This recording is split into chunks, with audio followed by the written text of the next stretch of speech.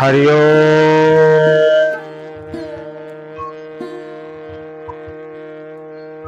नमो भगवते वासुदेवाय। हरि ओम गुरु गोविंदाय नमो नमः। नमस्कार प्रिय दर्शक बंधु, आपण को पुणी थे स्वागत से दिव्य कथार आउ गोटे नुआ भिडियो को। आज आम पाठ करवा श्रीमद् भागवत गीतार मौलिक रूपर अध्याय 2 आ श्लोक नंबर 9 पाठ करने पूर्व गोटे छोट रिक्वेस्ट आपण माने जदि वीडियो को देखुछन संपूर्ण देखंतु, देखुना ताले बिल्कुल देखंतु नाही, काहेकि अधा अधूरा ज्ञान सब बेले निजको नष्ट कर दिए। तेणु करी आपण माने गोटे छोट रिक्वेस्ट देखंतु न सुनंतु जहा करंतु, किंतु कंप्लीट ए श्लोकटा हम पढियो कहू आपण माननकु संपूर्ण सुनंतु,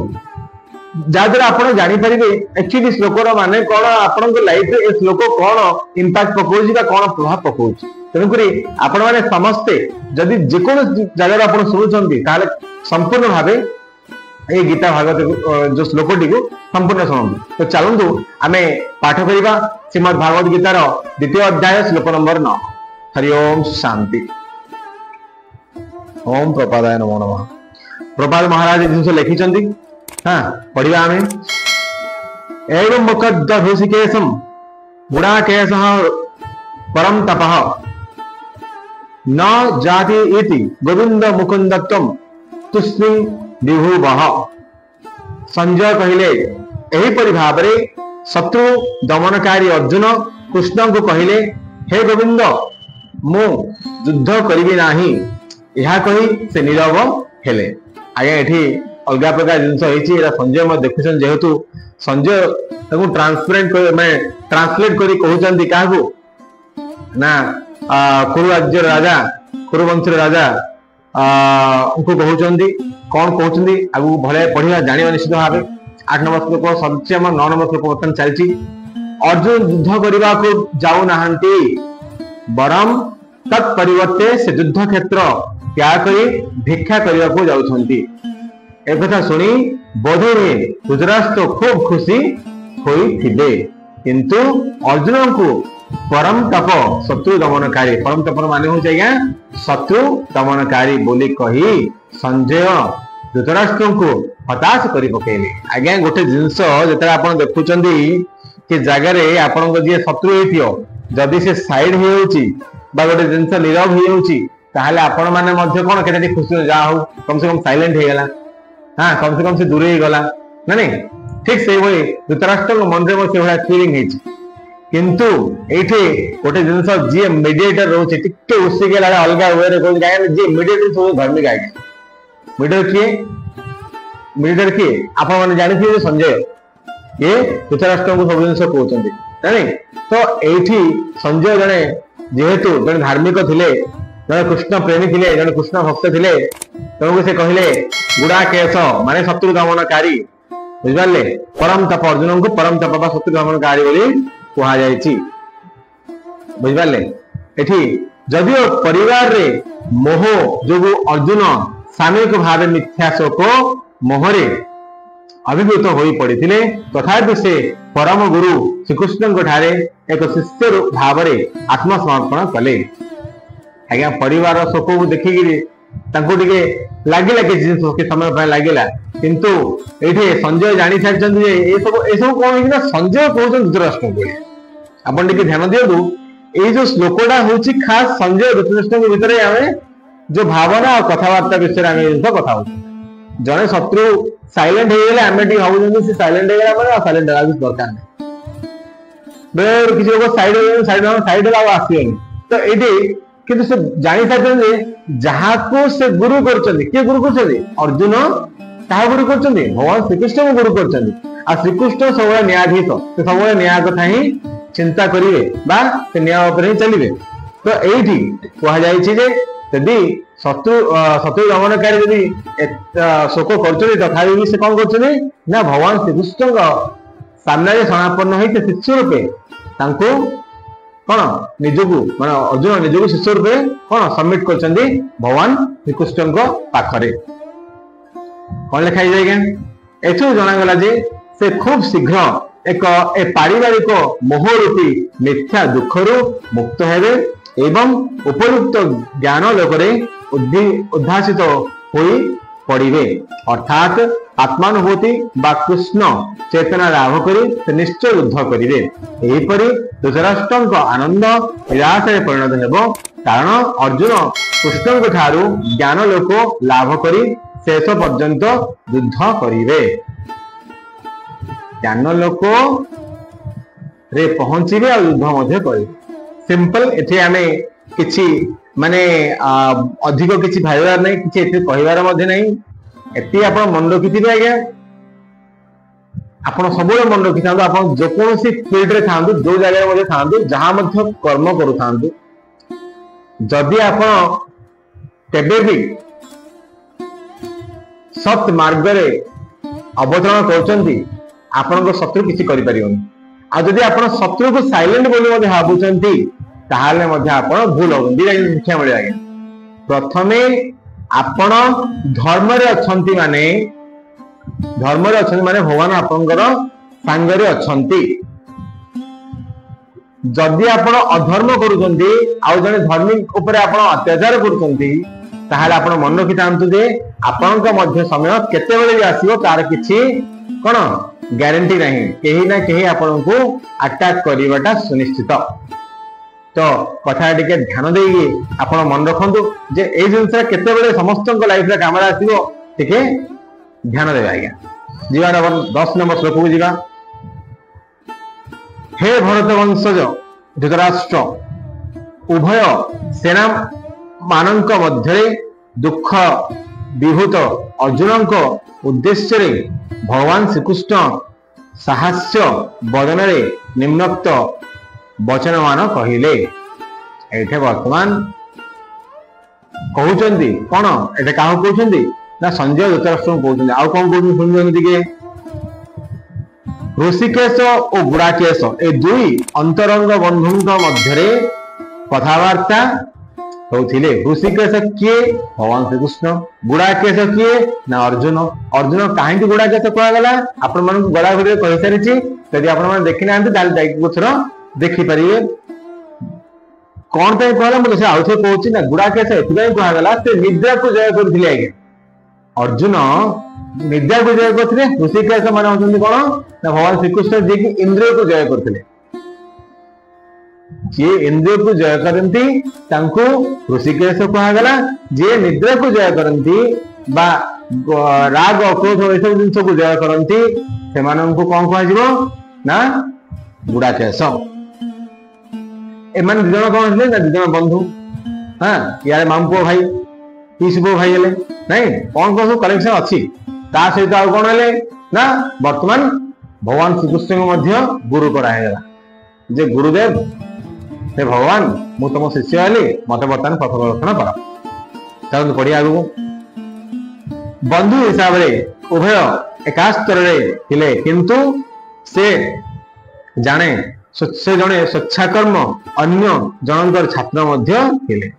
हां कृष्ण हसुथिले कारण से बंधु शिष्यत्व स्वीकार कले टिके आगे हस लागियो आपनक सांग आपनक गुरु बोली जदि मानिबो ताहले आपण टिके अलगा टिके गोडा भितर गोटे फील गोटे हैप्पीनेस गोटे मुस्कुराहट निश्चित भाव आसी आपण मन रे। हां छोटिया हस निश्चित भाव आसी निश्चय वाह जा हो ताहे की कथा मोर कथा सुनिया रेडी अछि नै कोन तो एभला किछि घटिछि। वर्तमान हमर भागवत गीतार मध्ये जिंस लिखा हेछि जे अर्जुन जेतो शिष्यत्व ग्रहण कले भगवान श्रीकृष्ण टिके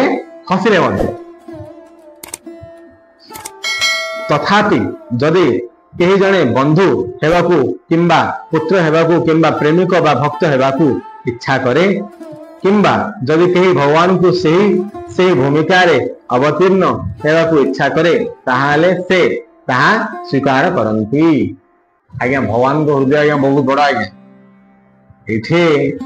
भगवान को आमे को दृष्टि रखुछे आज्ञा सेटा सबुठ बड़ कथा है। आमे समस्त भगवान को केवल भगवान को दृष्टि देखुछन्ती बहुत बड़ दृष्टि देखुछन्ती कोन आमे ताऊ केबे गुरु करि परियोनी कोन आमे ताऊ केबे सांग करि परियोनी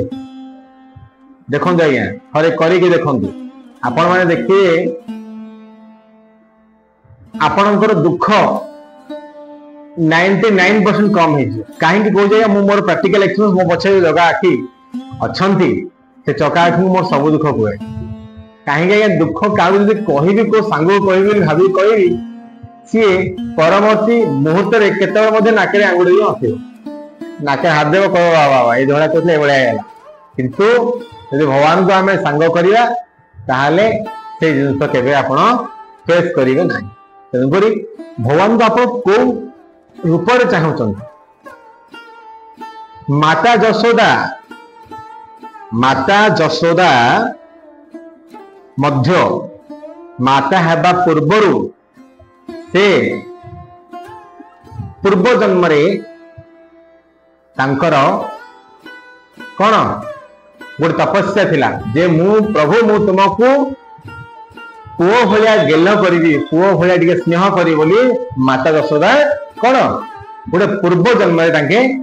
तप करथिले तेणुकरी द्वापर रे माता यशोदा को से भूमिका मिलथिला आउ से मां हेथिले गेल करिथिले शासन करिथिले हाँ तो बहुत जिनस करथिले तो ता पूर्व आपण श्रीकृष्ण सीरियल देखिए आपण जानी पारे से जिनस कौन होता तो ये भाया बहुत जिनस आया होउची समस्त जीवन मध्य ये सब जिनस होउची तो आपण माने कौन चाहूचंती भगवान को को रूप रे चाहूचंती सेटा आपण को ऊपर डिपेंड है यदि भगवान को आपण भगवान रूप रे चाहूचंती ताले भगवान रूप रे मिलिए सांग रूप रे चाहूचंती सांग रूप रे मिलिए आउ बापा रूप रे चाहूचंती बापा रूप रे मिलिए तो सेटा आपण को ऊपर निश्चित भाव निर्भर करे जे आपण को रूप रे भगवान को देखिया को चाहूचंती बुझ पाले तो कारण आगु कथा कौन है किंतु से जेते बेले गुरु रूपे स्वीकार हेले स्वीकृत हेले सेते बेले से संगे संगे से ही भूमिका अभिनय करने को आरंभ कले आपण जो भलिया रूप तांको कहिरे से भलिया रूप हो जा से भलिया कैरेक्टर मथे हो जाए गुरु को काम कौन निर्देश देवा आ शिष्य काम है निर्देश को ग्रहण करवा टिके ध्यान दे जाएगा गुरु को काम है निर्देश देवा आउ शिष्य काम है निर्देश को ग्रहण करवा तो जब आम शिष्य कथा को शिष्य जो गुरु कथा को न माने ताहले से अनिष्ट सुनिश्चित जो अनिष्ट हम से सुनिश्चित तेणुक से गुरु बोली सी मानि ने बुझिपारे तो आपण मैंने कौन मानि भावुं कमेंट लिखी जन भगवान को कौन बोली मानिबे कौन बोली भावे निजर सांग ना गुरु ना तांग भक्त देखो आज्ञा सर आपण कौन भावे कमेंट लिखी जन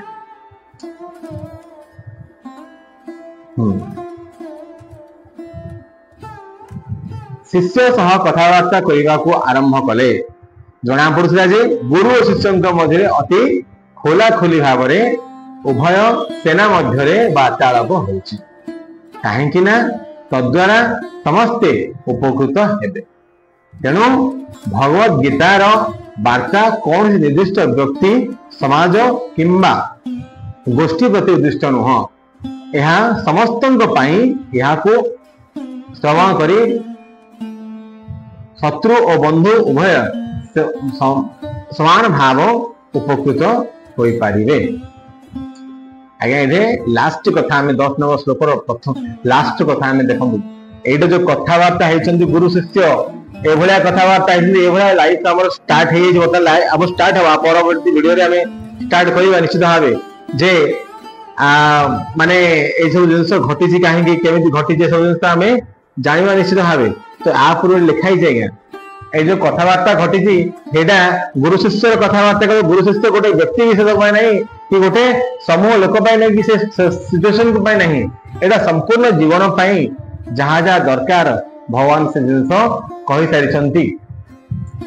तो से जिनस को आम समस्ते सुनिया दरकार जानिया दरकार आम लाइफ विनियोग करा दरकार यूटिलाइज करवा दरकार तो कौन कहते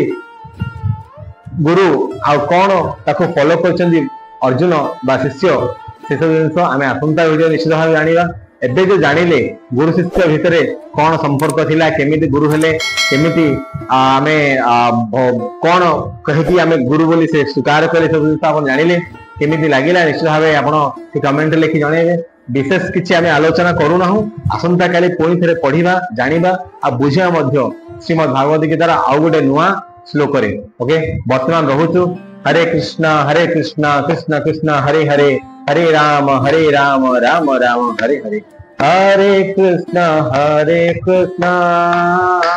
कृष्ण कृष्ण हरे हरे, हरे राम